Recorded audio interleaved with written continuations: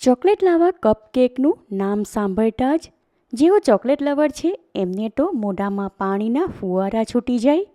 અને આ આઇટમ ઘરે બનાવવામાં આવે તો છોકરાઓને જલસા પડી જાય. હેલો ફ્રેન્ડ્સ, હું જ્યોતિ ગજ્જર સુરતથી.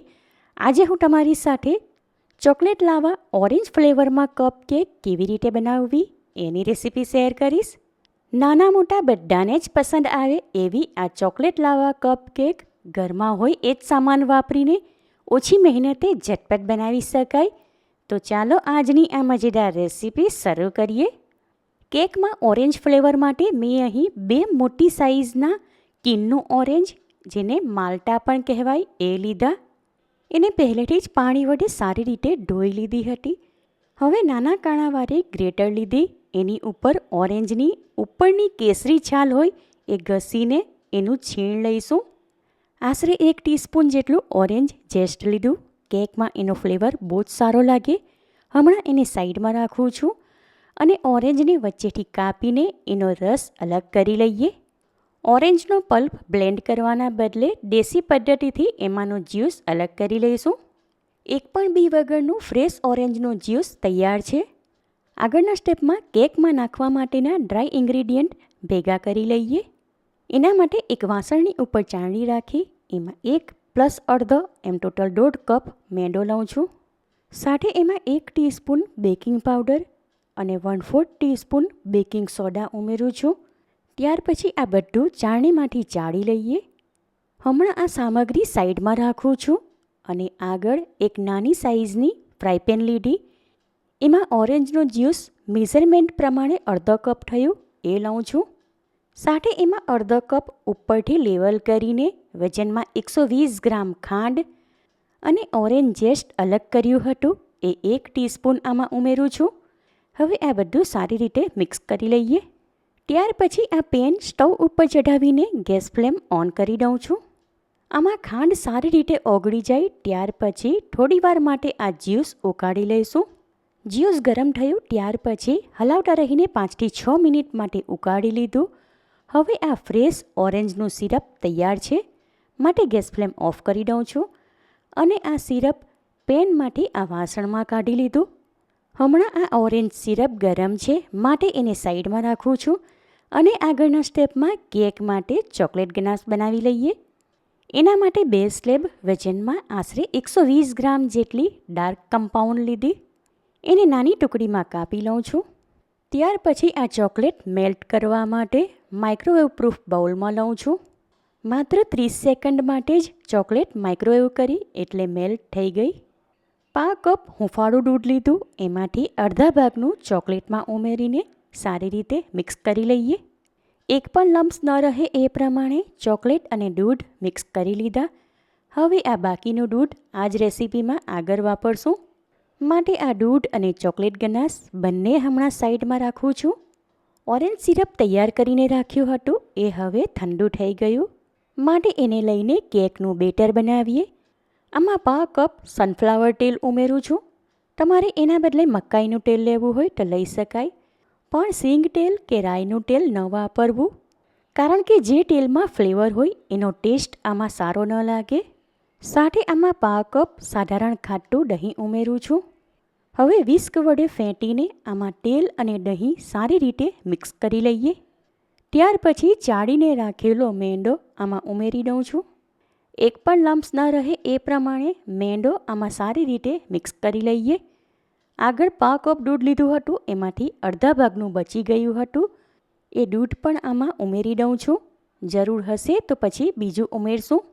કેકનું બેટર ઘટ્ટ છે માટે બીજું 1/2 કપ દૂધ લીધું એ જરૂર પ્રમાણે થોડું થોડું આમાં ઉમેરીને મિક્સ કરી લઈએ.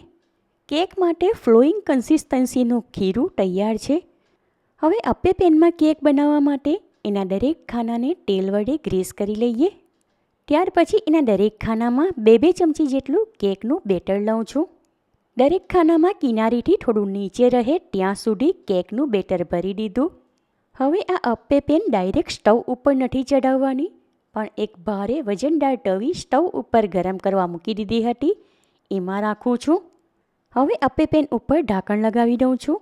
તવી સારી રીતે ગરમ થઈ ગઈ છે માટે ગેસ ફ્લેમ હવે લો તરફ રાખીને 20 મિનિટ માટે કેક બેક કરી લઈએ. હવે આગળ ચોકલેટ લાવા કપ કેક બનાવવા માટે આવા નાની સાઇઝના પેપર કપ લીધા. દરેક પેપર કપમાં અંદર બ્રશ વડે તેલ લગાવી દીધું. હવે આ પેપર કપમાં કેકનું બેટર લઈએ. દરેક પેપર કપમાં 2-2 ટેબલસ્પૂન જેટલું કેકનું બેટર લીધું. એમાં બરાબર વચ્ચે તૈયાર કરેલું ચોકલેટ ગનાશ 2-2 ટીસ્પૂન જેટલું લઉં છું. હવે આમાં ફરી કેકનું બેટર લઈને ચોકલેટ ગનાશ કવર કરીએ. જેટલું બેટર હતું એમાંથી આ 7 કપ તૈયાર થઈ ગયા. હવે 2 ટેબલસ્પૂન જેટલી ડાર્ક ચોકલેટ ચિપ્સ લીધી, એ આમાં ઉપરથી નાખું છું. આ રીતે તૈયાર કરેલા કપ કેક બનાવવા માટે પ્રેશર કુકરમાં કે કઢાઈમાં બેક કરી શકાય. કપ કેક બેક કરવા માટે કઢાઈ પહેલેથી જ પ્રીહીટ કરવા મૂકી દીધી હતી. કઢાઈના તળિયામાં થોડું મીઠું લઈને એમાં વચ્ચે રીંગ રાખી છે. એની ઉપર આ ડીશ ગોઠવીને મૂકી દઉં છું. હવે કઢાઈ ઉપર ઢાંકણ લગાવી ગેસ ફ્લેમ મીડિયમથી થોડી લો તરફ રાખીને કેક બેક કરી લઈએ. બીજી તરફ અપ્પે પેનમાં આશરે 20 થી 22 મિનિટ થઈ ગઈ, માટે એની ઉપરથી ઢાંકણ હટાવીને કેકમાં એક સ્ટીક નાખું છું. સ્ટીક ચોખ્ખી દેખાય છે એટલે કે આ કેક બેક થઈ ગઈ. અપ્પે કેક નીચેની સાઈડથી પણ સારી રીતે ગોલ્ડન કલરની શેકાઈ ગઈ છે. દરેક અપ્પે કેક નીચેની સાઈડથી એક સરખી ગોલ્ડન કલરની શેકાઈ ગઈ એટલે કે હવે આ કેક તૈયાર છે, માટે ગેસ ફ્લેમ ઓફ કરી દઉં છું. ત્યાર પછી એને અપ્પે પેનમાંથી એક ડીશમાં કાઢી લઉં છું. દરેક અપ્પે કેક આ ડીશમાં ગોઠવીને મૂકી દીધા. હમણાં એને નેપકિન વડે ઢાંકીને રાખું છું. કપ કેકમાં આશરે 30 મિનિટ થઈ ગઈ, માટે કઢાઈ ઉપરથી ઢાંકણ હટાવી દઉં છું.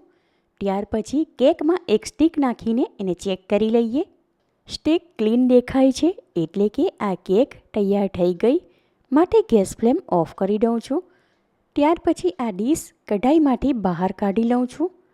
હમણાં આ કેક ખૂબ જ ગરમ છે, માટે થોડીવાર એને આમને આમ સાઈડમાં રાખું છું.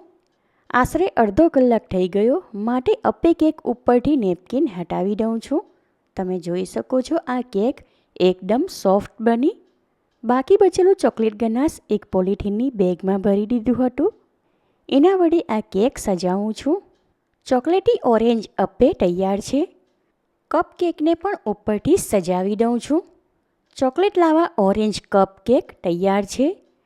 લાવા કેક સાધારણ ગરમ હોય તો જ એમાંની ચોકલેટ લાવા જેવી ગરમ અને પીગળેલી નીકળે.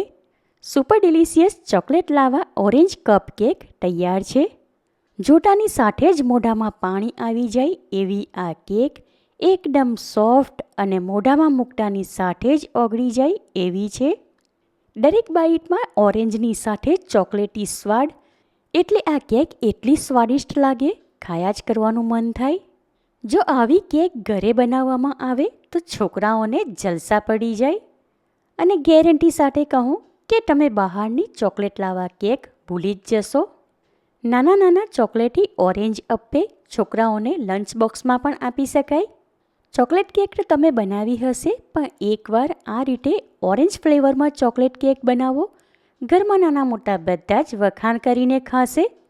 કોઈપણ જાતના કલર કે એસેન્સ વાપર્યા વગર બનાવેલી આ કેક બહાર મળે એના કરતાં બિલકુલ ચોખ્ખી, કોઈપણ જાતની મિલાવટ વગરની અને હાઇજેનિક છે. માટે ઓછા ખર્ચમાં ઘરે બનાવી શકાય એવી આ ચોકલેટ લાવા ઓરેન્જ કપ કેકની રેસીપી તમે જરૂરથી ટ્રાય કરો. તમે મારી રેસીપી ક્યાંથી જુઓ છો અને કેવી લાગી એ કમેન્ટ કરીને જણાવો. અને આ રેસીપી પસંદ આવી હોય તો વિડીયોને લાઇક કરીને વધારેમાં વધારે શેર કરો. ચેનલ પર નવા હો તો સબસ્ક્રાઈબ કરીને બાજુમાં આપેલા બેલ આઇકન પર ક્લિક કરો, એટલે આવનાર દરેક નવી રેસીપીઓની જાણકારી તમને મળતી રહે.